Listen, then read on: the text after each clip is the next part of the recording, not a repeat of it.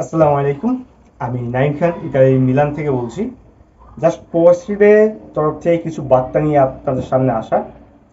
দেখেন, দীর্ঘ একটি মাস দেশে অনেক কিছু চলছে। এই ছাত্র আন্দোলনের সাথে আমরা প্রবাসীরা কিন্তু অনেক সহযোগিতা করছি। হ্যাঁ, তো যেখানে ছাত্রদের প্রায় 9টা দাবি দেখলাম, সেই 9টা দাবির একটি দাবিও প্রবাসীদের জন্য ছিল না। যেখানে ছাত্র আন্দোলনের বলতে গেলে অনেকটা সহযোগিতা করছে প্রবাসীরা, কারণ তার রেমিটেন্স ডাউন করে দেশের সকল কিছু বন্ধ করে দিয়েছে। এবং তার এই দেশে বসে, বিশ্বের বিভিন্ন দেশে বসে তারা আন্দোলন করছে, সেই দেশের সরকারের সহযোগিতা চাইছে।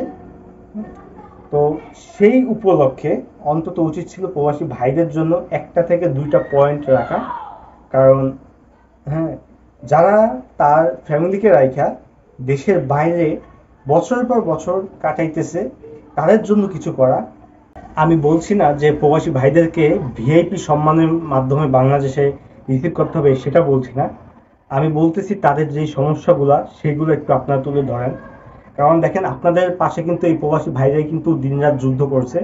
এই মানে অন্যের দেশে আইসাও, বিশেষ করে দেখেন দুবাইতে কিন্তু প্রায় 50 থেকে 55 জন মানে প্রবাসী ভাইদেরকে দেশে পাঠানো হয়েছে, আপনারা ইতিমধ্যে জানেন। তো তারা কিন্তু প্রতিটা দেশ থেকেই চেষ্টা করছে যে বাংলাদেশের জন্য কিছু করার জন্য। তো আমার ছাত্র ভাইদের উদ্দেশ্যে আমি একটাই কথা বলবো যে প্রবাসী ভাইদের জন্য একটা দুইটা লাইন রাখা উচিত। বিশেষ করে তাদের যে সমস্যাগুলো আছে সেইগুলো অন্তত একটু তুলে ধরেন। কারণ তারা আপনাদের থেকে আহামরি কিছুই চায়নি, জাস্ট একটু সম্মান চেয়েছে। সেটা হলো, যদি দেখেন আমাদের সব থেকে বড় যে সমস্যাটা হয় সেটা হলো যখন বাংলাদেশে কোনো প্রবাসী যায়, তার লাকেজ ঠিক থাকে না, তার লাকেজের ভিতর থেকে স্বর্ণ চুরি হয়, মোবাইল চুরি হয়, প্রায় প্রবাসীদের এইটাই তো মানে এই সমস্যাটা পড়ে।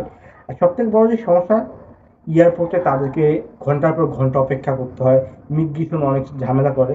এগুলো যদি একটু প্রবলেমটা সলভ করা হয়, আর প্রবাসীদের লাশ নিতে অনেক ঝামেলা হয়।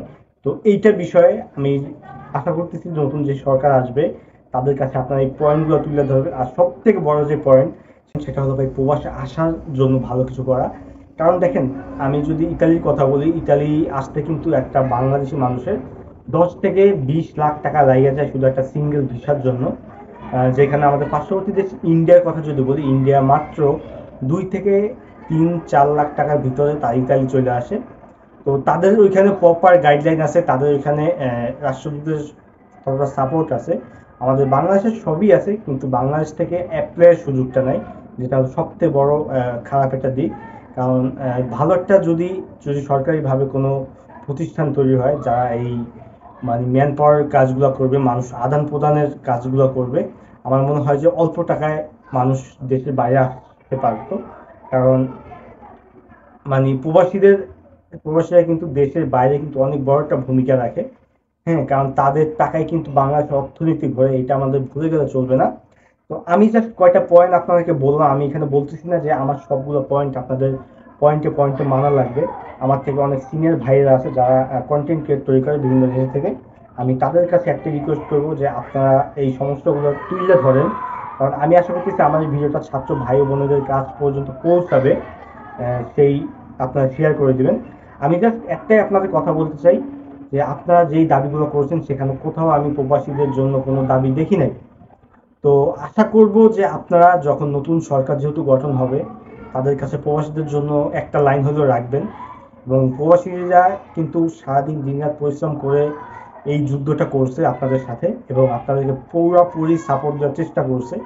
শুধু যখন সরকারটা নাইমা যায়, বিশ্বাস করেন, হ্যাঁ, ইতালির যদি কথা বলি, আমি মিলানে যেহেতু থাকি, 10 থেকে মানে খবর আসার 20 মিনিটের ভিতর পুরা ইতালিতে মিষ্টি খালি হয়ে গেছে।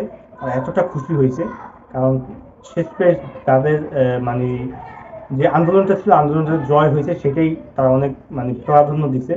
আর এই কয়েকদিন আন্দোলনের ভিতর তাদের কিন্তু ফ্যামিলি অনেক ঝামেলাই হয়েছে, অনেক কিছু পোহাতে হয়েছে, কিন্তু তারা সেটা তোয়াক্কা না করে আপনাদের পাশে ছিল।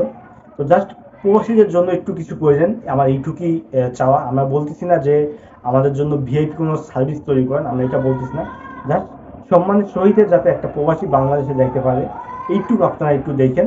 তো সকল ছাত্র ভাইদের আমি একটাই রিকোয়েস্ট করব যে অন্তত প্রবাসীদের জন্য একটা দুটা লাইন রাখেন আপনাদের ওই দফার ভিতরে, ওই কোটেশনের ভিতরে। তো আমার আর কিছুই বলার নাই, জাস্ট আপনাদেরকে স্মরণ করে দিলাম যে আমরাও আপনাদের পাশে ছিলাম। দিনরাত পরিশ্রম আপনাদের সাথে আমরাও করছি, হয়তো আপনাদের সাথে রাজপথে নামতে পারি নাই, কিন্তু লড়াই কিন্তু আমরাও এই দেশ থেকে করছি। তো সবাই ভালো থাকবেন, সুস্থ থাকবেন, আমার এই বার্তাটা ছাত্র ভাই ও বোনেদের কাছে পৌঁছে দিবেন। আল্লাহ হাফেজ।